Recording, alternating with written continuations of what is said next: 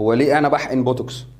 اسبابه ايه؟ هو التكنيك اللي هو بيتحقن بيه عامل ازاي؟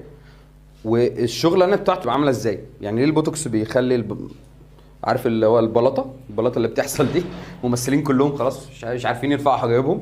بتشوفوا الكلام ده صح؟ بيبان عليهم طبعا صح؟ الفيلر طبعا كلهم ايه؟ ضاربين فيلر. فليه اصلا الفيلر ده بيعمل ايه؟ طب هل ليه استخدامات علاجيه؟ هو التكنيك بتاعه ايه؟ طب هو عباره عن ايه اصلا؟ يعني الحقنه الفيلر دي عباره عن ايه؟ تمام؟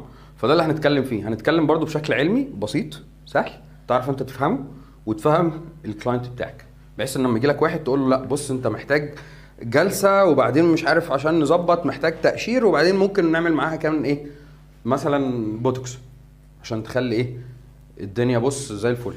فاهمين؟ فهنبدا نفهم يعني ايه ميزو، وايه اصلا الكوكتيلات بتاعت الميزو، وبيستخدم ازاي، والحقن ازاي. هل بقى هحقنه بشكل عمودي ولا بشكل مايل ولا بزاويه 10 او 20 درجه؟